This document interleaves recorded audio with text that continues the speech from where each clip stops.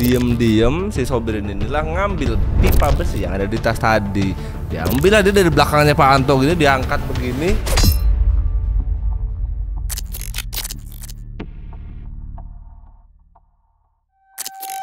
Kita semua harus sepakat kalau tidak ada yang lebih mahal dari sebuah nyawa. Itu adalah sebuah ungkapan betapa nyawa itu sangat berarti dan tidak bisa ditukar dengan materi, bentuknya apapun, benda, materi, atau bahkan uang, berapapun angka dan juga nominalnya. Tapi sayangnya itulah yang dialami sama keluarga Haji Yuda. Mereka satu keluarga harus ditukar dengan 750.000. Sekali lagi gue lagi 750.000. Tidak masuk akal. Seorang pensiunan dari bank BUMN ini harusnya bisa menikmati masa tuanya dengan berwirausaha. Dia juga punya sewa burung walet. Dia benar-benar hidup di masa tuanya itu udah cukup aja, udah damai aja. Harus berakhir dengan kayak tadi 750.000 tuh gak masuk akal buat gua gitu. Dan yang paling gong lagi, pelakunya adalah orang-orang deket-deket dia. Gimana kelanjutan ceritanya? Siapin kopi, cemilan, makanan, dan juga apapun itu. Sini gue ceritain.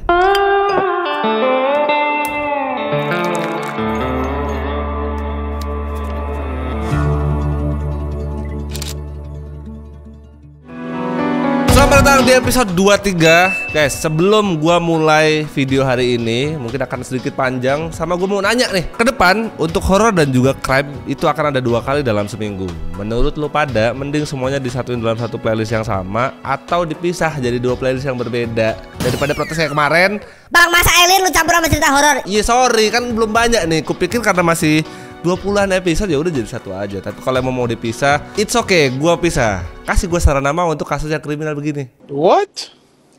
Di Kelurahan Pauman, tepatnya di Indramayu, ada satu keluarga yang dikenal oleh warga sekitarnya sebagai keluarga yang dibilang berkecukupan. Nah, namanya adalah Pak Haji Yuda. Beliau ini dulunya pensiunan dari Bank BRI. Setelah pensiun, beliau menghabiskan masa tua beliau dengan bisnis kontrakan. Habis itu punya sewa burung walet, rumah walet gitulah ya. Nah, Pak Haji ini punya anak namanya Anto Awaludin. Usianya itu 45 tahun.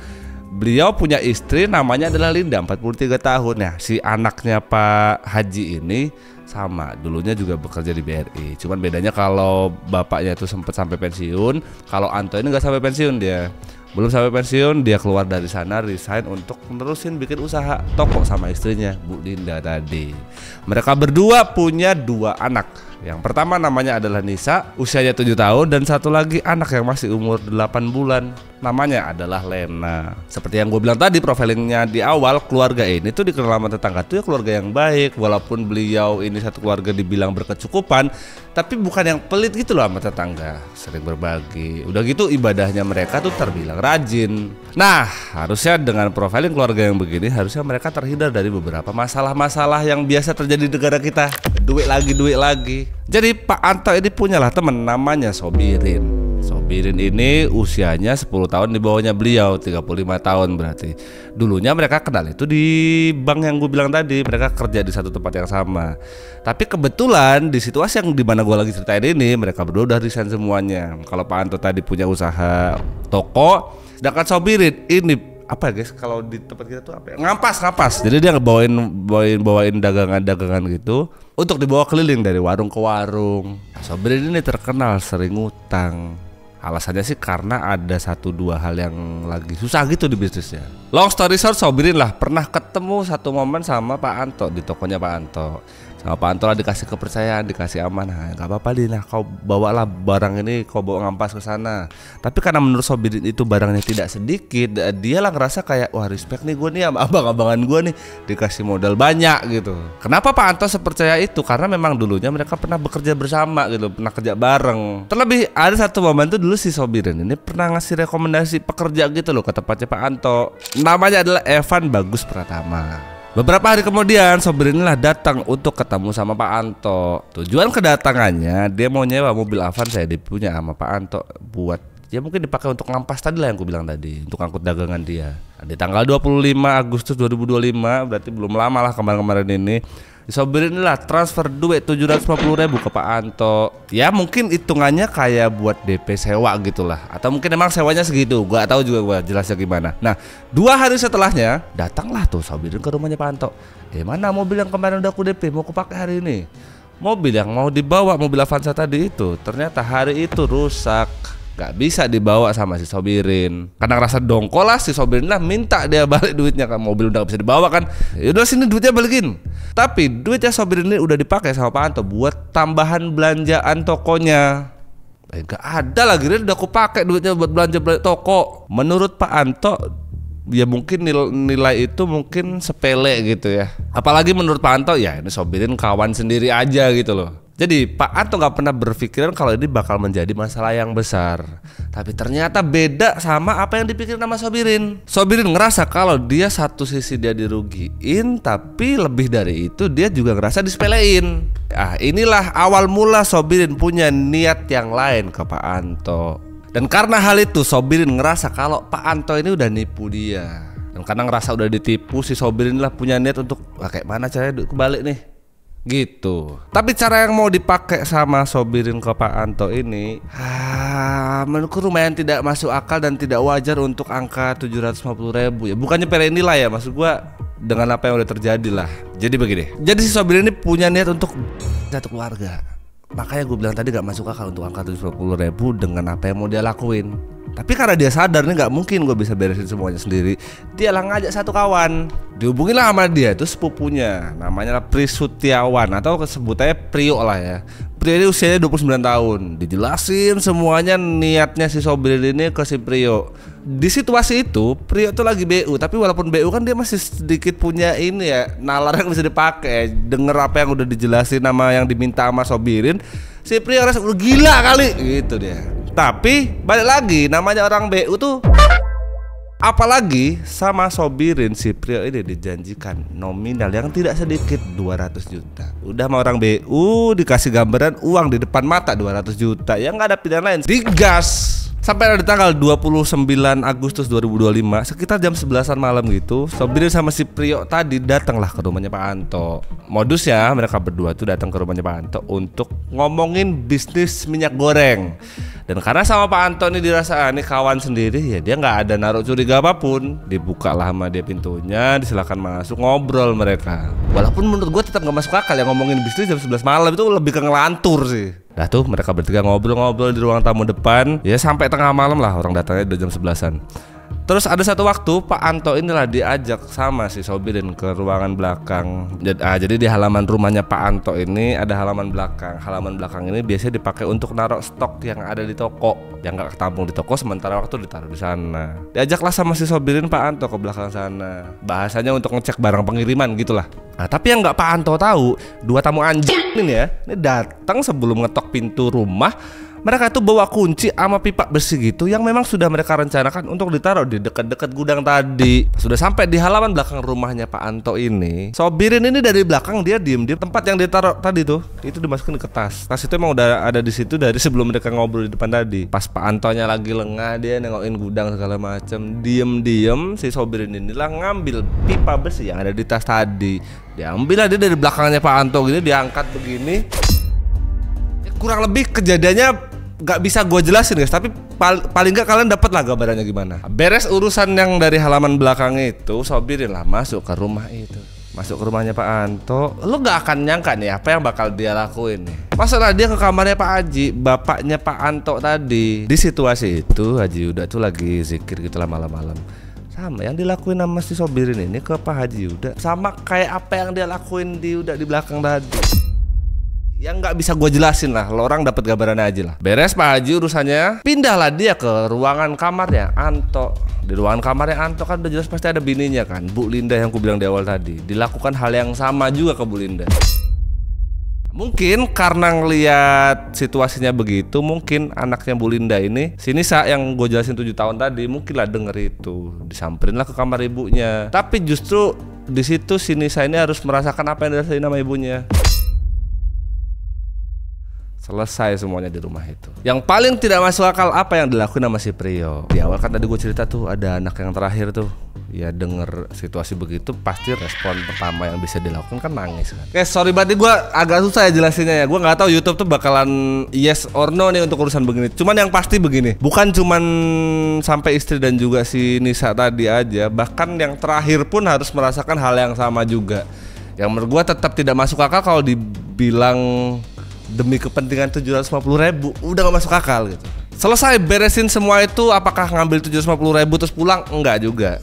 Apalagi sopirnya udah pernah ngejanjiin 200 juta tuh sama si orang BU tadi, siapa namanya, Prio tadi. Selesai mereka ngelakuin semua hal itu di rumah, satu rumah ini digeledahin sama dia. Dapatlah mereka beberapa barang berharga, kayak mereka dapat uang, habis itu dapat emas, dapat 3 HP kalau nggak salah, sama beberapa kunci mobil milik keluarganya Pak Anto. Ini disikat juga sama mereka semuanya. Dari beberapa sumber yang gue baca, uang itu ada yang bilang 3 juta, ada yang bilang 7 juta. Lah nggak nyambung bang sama 200 juta. Memang orang BU dan kolor memang begitu guys, nggak usah heran. Selesai menguras habis isi rumah itu, mereka ini semuanya udah tergeletak tadi tuh dikumpulin sama mereka. Habis dikumpulin sama mereka tuh dibawa ke halaman belakang rumah dekat sama pohon nangka itu, dikumpulin mereka semuanya di satu tempat itu. Selesai dibawa ke tempat dekat pohon nangka itu, Sobirin sama si Prio ini gali lubang yang gede, dikumpulin mereka semuanya sampai situ. Subhanallah banget kelakuan orang, ya Allah. Terlebih itu bukan banyak lobang gitu loh, satu lobang gede gitu dikumpul jadi satu, ditumpuk lah susunannya begini kurang lebih ya, anak-anak, bapak, emak gitu, baru yang gue bingung guys, kok ada orang-orang kayak begini ya. Selesai mereka berdua melakukan semua hal itu, mobilnya keluarga ini tuh ada 2 yang mereka bawa tuh. Dia ada kayak mobil pickup gitu di depan, sama di belakangnya ada mobil Corolla di garasinya. Dikeluarin dulu di tepi jalan yang mobil Corolla, yang mobil pickup, yang Corolla juga dikeluarin. Dua-duanya mobil ini dibawa lah sama mereka berdua, sama si Sobirin sama si Prio tadi. Mobil yang Corolla tadi itu sempat dibawa ke hotel di Jatibarang. Setelah ngelakuin semua tindakan yang tidak masuk akal tadi, yang bukan tindakan manusia tadi, Prio sama si Sobirin inilah, mereka gak berhenti sampai sana. Kalau kalian masih ingat, gue bilang tadi kalau HP-nya Pak Anto itu dibawa kan sama si Sobirin. Jadi si Sobirin ini dia mau ngilangin jejak dengan cara playing victim. Yang dilakuin sama si Sobirin itu begini. Kalau masih ingat Evan, orang yang dibawa sama Sobirin ke Pak Anto tadi, yang pernah kerja di tokonya Pak Anto, dialah yang jadi satu-satunya kambing hitam yang mau dilakuin sama si Sobirin. Karena HP-nya Pak Anto ini dipegang sama Sobirin, dia lah ngobongin si Evan. Dia bilang lah sama si Evan, Pan, ini mobil pickup sama mobil Avanza tolong digade dulu 14 juta. Karena nggak tahu apa-apa, si Evan lah nurut sama perintah dan juga permintaan itu. Diturutin untuk ngegade 2 mobil tadi, Avanza sama pickup. Tapi dari 2 mobil itu yang laku cepet untuk digade itu mobil pickupnya. Lakulah angkanya 14 juta. Ditransferlah duit itu atas nama Pak Anto, yang berarti itu bakal masuk ke Sobirin lagi. Udah mau play victim, ngefitnah orang, dapat duit lagi, emang anjing. Nah, yang nggak Sobirin dan juga si Prio ini tahu, setelah kejadian itu mereka pergi malam itu tuh kan hujan lebat gede banget. Yang tadi udah ditimbun sama tanah itu ambles aja gitu loh ke bawah sama cuaca hujan. Terus gara-gara ambles itu adalah bagian kayak mana guys, gua konten begini bingung mau ceritain kalau pada gitu. Adalah satu bagian dari badan ini yang nongol gitu, kelihatan. Beberapa hari kemudian warga sekitar rumahnya Pak Antoni, tetangga-tetangganya mulai curiga. Ini kenapa rumah Pak Antoni dari kapan hari itu sepi, nggak ada aktivitas. Toko Pak Anto juga nggak pernah buka, benar-benar tutup. Tapi mereka semua nggak pernah ada kabar. Sedangkan keluarga ini kan dari awal dikenal ramah gitu lah sama tetangga loh. Jadi kalau mau kemana-kemana mereka pasti harusnya tahu. At least mereka biasanya ngomong lah kalau mau pergi gitu, izin atau pamit atau nitip rumah gitu kurang lebih. Tapi ini nggak ada. Karena curiga sampai di tanggal 1 September tetangga ini mulai ngerasa kalau nggak beres, ada sesuatu yang nggak beres nih. Terlebih di sekitaran rumah beliau kecium bau yang nggak enak. Makanya mereka lah lapor ke polisi, koordinasi sama RT setempat. Kalau sepakat akhirnya mereka nih lapor ke kepolisian, terus lapor desa segala macam, datang ke lokasi, terus masuk, didobraklah ke dalam. Begitu mereka nyampe di dalam, di halaman belakang yang aku bilang tadi ada sesuatu yang kelihatan dan nongol tadi. Itulah yang mereka semuanya saksikan. Dari situlah awal mula semua jenazah tadi itu ditemukan. Setelah itu polisi lah langsung gelar TKP gitu ya, diperiksa semuanya segala macam. Nah, satu-satunya petunjuk pertama adalah si Evan tadi yang dijadiin kambing hitam, karena segala macam transaksi terakhir tuh trackingnya berhentinya di Evan. Karena begitu dipanggil lah si Evan ini, tanya sama polisi, kau dia ngaku dulu jujur gitu. Karena Evan ngerasa dia nggak tahu benar soal semua kasus ini, diceritain sedetail-detailnya. Aku nggak tahu apa-apa, Pak. Aku cuma diperintahkan untuk ngegade mobil, itu aja, nggak lebih dari itu. Kalau bapak mau bukti yang lebih dari ini, nggak apa-apa, ayo kita tracking aja nih duit larinya kemana. Akhirnya pihak kepolisian tuh mulai nyelidikin akun dompet virtual yang dipakai sama Pak Anto atas nama beliau gitu ya. Pas Pas dicek semuanya ngerujuklah ke satu nama, Sobirin itu tadi. Sobirin sama si Prio kemana bang? Sobirin sama Prio ini udah sempet kabur ke beberapa kota, bahkan nggak satu tempat aja mereka. Mereka sempet ke Jakarta, sempet ke Bogor, sempet ke Semarang, sempet ke Demak. Berarti kan waktunya panjang gitu ya sampai mereka benar-benar ditangkap. Kurang lebih sekitar seminggu setelah kejadian itu, mereka berdua sempet balik ke Indramayu lagi. Alasannya untuk daftar pekerjaan di apa ya, kapal gitulah. Barulah tanggal 8 September mereka berdua tengah malam gitu ditangkap sama pihak kepolisian di Kedokan Bunder. Waktu ditangkap itu karena mereka sempat melawan nih mereka berdua. Akhirnya mereka lah ditangkap dan dijatuhi dengan pasal berlapis. Hukumannya kayak mana bang? Ya vonisnya hukuman dan juga penjara seumur hidup. Kalian bayangkan semua runtutan kejadian masalah tadi itu berawal dari 750.000 dan orang lolot. Itu dia kasus yang menimpa Haji Yuda sekeluarga. Di zaman yang sudah gila begini, menurut gua sudah tidak ada manusia yang benar-benar baik di sekitar kita. Bahkan orang-orang terdekat kita bisa aja kayak tadi gitu. 750.000 tuh benar-benar tidak sepadan untuk ditukar dengan nyawa satu keluarga. Kurang-kurangin jadi manusia BU dengan jadi manusia produktif biar tidak nekat. Sama jangan jauh-jauh dari Tuhan. Sholat, teman.